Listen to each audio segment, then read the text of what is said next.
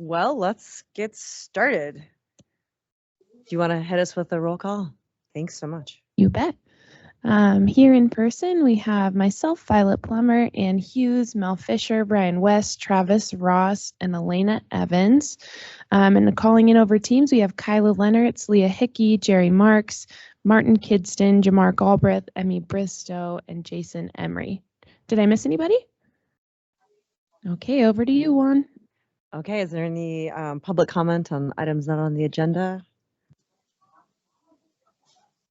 We'll go on to action items. Item number 1. We got Leah? Yeah. Hi. Hi. Sorry. Good. Can you hear me okay? Perfect. All right. So I am presenting this is an amendment to our Public Health Emergency Preparedness Grant, our master contract, which is it's a pass-through grant from the CDC to the state health department to local health departments. And the way they have it set up right now, we have a master contract for 5 years, and then each year they send an amendment through, which you guys are probably familiar with, and that outlines the deliverables for the fiscal year. They've been a little wonky because of COVID extra money that they've been sending. So this amendment is it's for our regular amount. The regular grant hasn't changed, but they did add additional funding for 2 years of an annual salary and benefits for a congregate living coordinator position. And that's because of COVID. So it's a temporary bump that they're supplying. Yeah, is there any questions? Who do we have one? Oh, I'm sorry. I'm Leah Hickey, and I'm the Public Health Emergency Preparedness Coordinator with the Health Department. Oh, no, I'm sorry. Do we have a congregate living coordinator? Oh, no, we don't, but we do have, the position is a lot like our public health social worker position, except for that it's a little bit more focused in long-term care facilities. So we have someone in mind that we're going to go ahead and transition and use those funds for. So Leah, where will this person be doing their work? They'll be doing it at the health department. But the position will involve visiting long-term care facilities. They'll be working really closely with the communicable disease program. So they'll be doing surveillance, follow-up of communicable diseases that are reported, and they'll be doing public education and data collection and training, and they'll also be doing compliance. But they'll be a lot more involved with the long-term care facilities. Great, thanks. That's some needed clarity for my little brain. I appreciate that. Sure, sorry about that. No worries. And what we saw early on in the pandemic was how vulnerable those congregate shelters were, especially with older folks. So glad this is happening. Yeah, it would have been great to have it, over a year ago, but it's still going to be great now. Thank you. Yeah. Don't we do public comment after you? Don't you have to put it? Don't we have to make a motion first? I thought it was. I can't. John. Oh, okay. Is there any public comment? Nope. All right, then I would move that we request the board approve and chair sign the amendment 3 to the task order. Second. All in favor? Aye. Aye. Thank you. Jerry. Thank you. Thank you. I guess I'm next, if you can hear me. This our rent out here, or our contract for our space out here has come to an end, and we need to update it. This is with Baki Kensington Partnership, and it's a 3-year plus an additional 3-year if we really need it. I don't expect we will.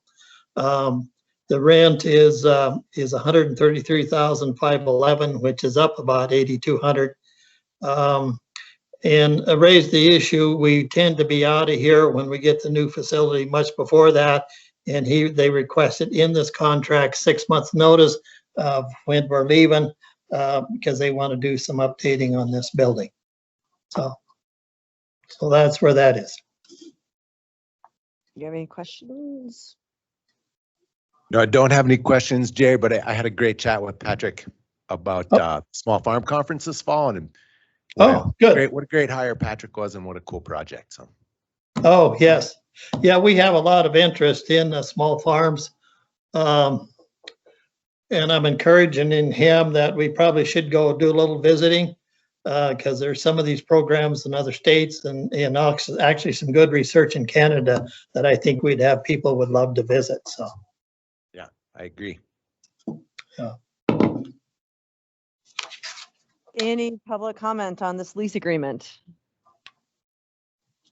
All right, then I would move, we approve the lease agreement. Second. All in favor? Aye. Aye. Thanks so much, Thanks. Jerry. yeah, and thank you, folks. Wow, look at this meaty agenda. Wow. Yeah. I don't know who has item number 3. Oh, that would be Ann. I believe Oh. it's just a standard standard employment employment agreement with PHC for their controller, Wendy Calvert. As a reminder for folks listening in, the PHC Partnership Health Center renews their employment contracts on a every year, every couple year basis. And so there's always a big bunch of these that come through around June and July. So this is just a renewal of a standard employment agreement. Any public comment on this renewal? I would move that we approve the employment agreement between Wendy Calvert and PHC. Second. All in favor? Aye. Correspondence. Looks like we have 2 subject matter experts right here, sitting side by side. Bring up. Yeah. Could you do it in 2-part harmony? Yeah, come on up. Here. Kind of this table. Thanks for coming, both of you. Yeah, thank you. Travis Ross, Environmental Health Supervisor with Water Quality District. Oh, we got it. Okay. Yes, Travis Ross, Environmental Health Supervisor, Water Quality District. And Elena Evans is with me, our hydrogeologist. And what you have before you is a letter that has been signed already by Ross Miller, the chair of the health board, and Mayor Engen. And this is what's called an ARAR package, or regarding an ARAR package, which are applicable or relevant and appropriate requirements. And that's regarding the Smurfit Stone site. So what this is the package of regulations that will eventually be considered in any cleanup decision, which we feel confident will eventually get to some options for how to deal with this site. But we wanted to get firmly on record the community's, I guess, concerns and the regulations that we feel should be applied. There'll be a number of them applied just by default, including water quality standards, but some that we want to make sure don't get missed are our county floodplain regulations. And to back up, these regulations that are considered have to be at a state level or federal level. And so floodplain regulations, though they're county adopted, they are approved and reviewed by FEMA and DNRC. So we feel like that's a good in for our local floodplain regulations, which are quite protective in that they prohibit riprap, for one thing, in most circumstances. And the other thing is they allow for consideration of channel migration zone. Super important. Yep. And that has always been the case, but we just haven't had mapping. And so we have updated mapping. We have an updated section on Smurfit Stone. So we feel like we're in good position to push on this regulation to be considered.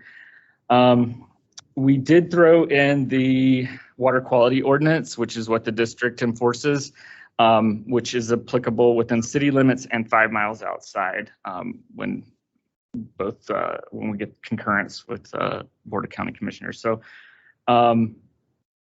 that prohibits placing any materials in a spot where it could cause contamination to not just groundwater and surface water, but also soil. So even though it's a local regulation, water quality districts are enabled under statute, and we feel it's worth throwing it out there that we're sole source aquifer and the district and ordinance is designed to protect our sole source aquifer.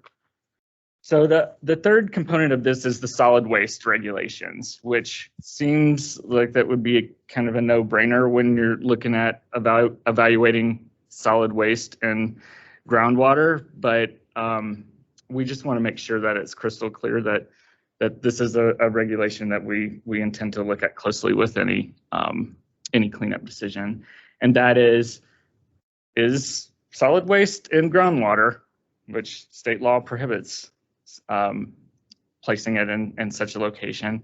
Is it in the floodplain? Yes, it should not be. Does it have a liner? No. Do we have long-term monitoring of the materials? No. So there are several of these bulleted out just for clarity's sake and to get on the record that you need to be looking at these when you compile this ARAR package.